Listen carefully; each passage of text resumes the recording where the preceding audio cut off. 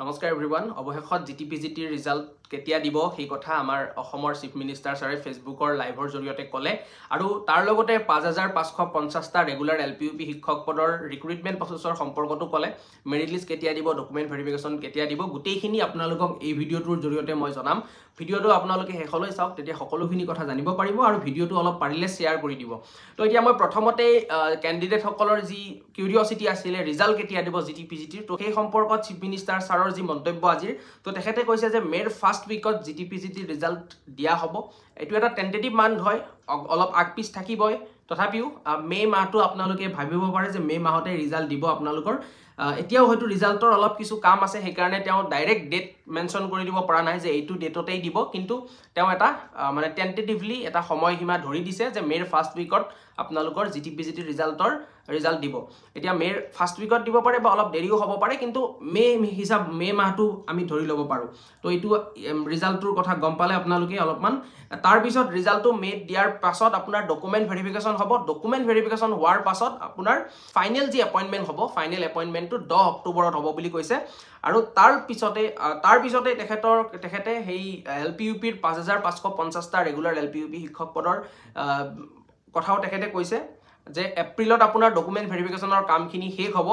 আৰু এপ্ৰিলত শেষ হৈ পেলাই ডকুমেণ্ট ভেৰিফিকেশ্যনৰ কামখিনি মেত আপোনাৰ মেৰিট লিষ্ট ওলাব মানে প্ৰভিজনেল মেৰিট লিষ্ট ওলাব প্ৰথমতে তাৰপিছত ফাইনেল মেৰিট লিষ্ট ওলাব আৰু এই 5550টা পোষ্টৰো এপইণ্টমেণ্ট আপোনাৰ জিটিপিজিটিৰ লগত একেলগে হ'ব বুলিয়ে তেখেতে কৈছে মানে 10 অক্টোবৰতেই এপইণ্টমেণ্টটো হ'ব বাকী 4500টা পোষ্টৰ যি মানে এপ্লাই চলি আছে অনলাইন এপ্লাই 8 এপ্ৰিললৈ হ'ব সেইটোৰ চাগে আপোনাৰ 10 অক্টোবৰৰ পিছতহে চাগে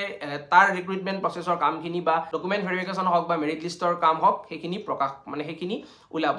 কাৰণ 4500ৰ কথা তেখেতে কোৱা নাই গতিকে যেহেতু কোৱা নাই গতিকে এইখিনি শেষ হোৱাৰ পাছতহে চাগে সেই 4500 এলপিইউপি পোষ্টৰ মেৰিট লিষ্ট বা ডকুমেণ্ট ভেৰিফিকেশ্যনৰ কামবিলাক আৰম্ভ হ'ব গতিকে এজ অফ টুডে এইখিনি আপডেট আছিলে কাৰণ বহুতে জানিব বিচাৰি আছিলে যে জিটিপিজিটিৰ ৰিজাল্ট কেতিয়া দিব সেইখিনি কথা আপোনালোকে গম পালে কাৰণ ইয়াৰ আগৰ যিটো চিফ মিনিষ্টাৰ ছাৰৰ লাইভ আছিলে সেই লাইভত আজি কোৱা কথা আছিলে কথাখিনি তো মানে আগ্ৰহেৰে বাট চাই আছিলে কেণ্ডিডেটখিনিয়ে যে আজি কি কয় তেখেতে প্ৰথমতেতো ধৈৰ্য তেনেকৈ আৰম্ভ কৰিছিলে আৰম্ভ কৰোঁতে মই ভাবিলোঁ যে আজিও চাগে নক'ব কিন্তু পিছত তেখেতে মানে কথাখিনি ক'লে টেন্টেটিভলি মানে মান্থ হিচাপে কথাখিনি কৈছে পৰৱৰ্তী সময়ত আৰু বেছি ক্লিয়াৰেঞ্চ যদি পায় তেখেতে খবৰৰ তেতিয়া হয়তো ডেটেই মেনশ্যন কৰি দিব কিন্তু এই পৰ্যন্ত ডেট তেওঁ মেনশ্যন কৰিব পৰা অৱস্থাত হয়তো নাই কাৰণে মান্থেই কৈ দিছে যে মেৰ প্ৰথম সপ্তাহত আপোনাৰ জিটিপিজিটি ৰিজাল্ট দিব তাৰপিছত ডকুমেণ্ট ভেৰিফিকেশ্যন হ'ব আৰু 10 অক্টোবৰত আপোনাৰ এপইণ্টমেণ্ট হ'ব ঠিক তেনেদৰে এলপিইউপিৰ 5550টা পদৰ আপোনাৰ এপ্ৰিল মাহতে ডকুমেণ্ট ভেৰিফিকেশ্যনৰ কামখিনি শেষ হ'ব তাৰপিছত মেত আপোনাৰ প্ৰভিজনেল মেৰিট লিষ্ট প্ৰকাশ পাব আৰু তাৰপিছত ফাইনেল মেৰিট লিষ্ট প্ৰকাশ পায় 10 অক্টোবৰতে আপোনাৰ এই 5550টা পোষ্টৰ